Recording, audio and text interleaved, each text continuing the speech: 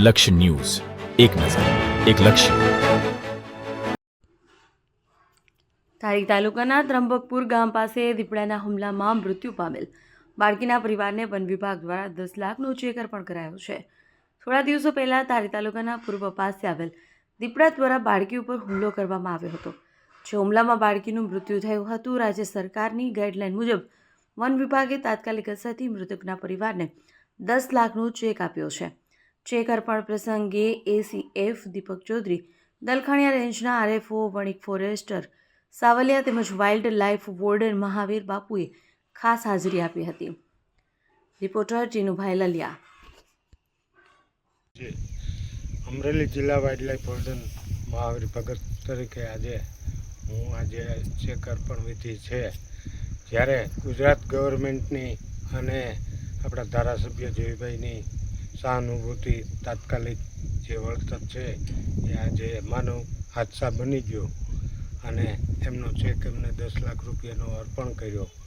અને ખાસ તો વન વિભાગની જે મહેનત છે, રાત દિવસ દોડતા હતા, હું એમની સાથે, કારણ કે જિલ્લા વાઇલ્ડ લાઇફ વોર્ડન તરીકે મારી પણ એટલી જ જવાબદારી બને. હું વણિક સાહેબ સાથે કોન્ટેક્ટમાં હતો, એસીએફ સાહેબ સાથે કોન્ટેક્ટમાં હતો. તો જે આ ઘટના ઘટી છે એ તો દુઃખદ ઘટી છે, પણ અત્યારે મારે ખાસ તો દરેક સરપંચોને અને દરેક વાડી માલિકોને એક જ નમ્ર અપીલ છે કે આપ મજૂરો માણસો બહારના પ્રાંતથી આવતા હોય, ખોરાકમાં બધું જ ખાતા હોય છે. તો હવે આપણી વાડીએ આ જે ઘટના ઘટી એ દુઃખદ ઘટી છે, પણ હવે પછી આવું ન ઘટે અને એને માટે સરપંચશ્રીઓ અને વાડી માલિકો ખાસ જાગૃત રહે અને જાગૃતતા ફેલાવે એવી દરેકને મારી નમ્ર અપીલ છે.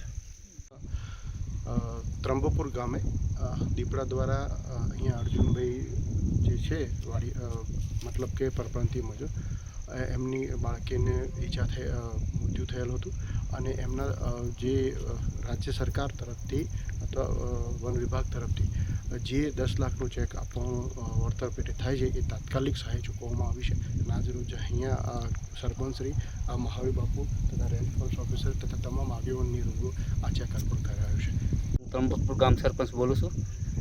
હમણાં થોડાક સમય પહેલાં અહીંયા પરસોત્તમભાઈ મોરીની વાડીએ પરપ્રાંતીય મજૂર હતા, ત્યાંની બાળકીને દીપડાએ હુમલો કર્યો હતો અને તેમાં જંગલ ખાતું અને એની સારી મહેનતથી આજે ચેક અર્પણ કરવા આવ્યા છીએ.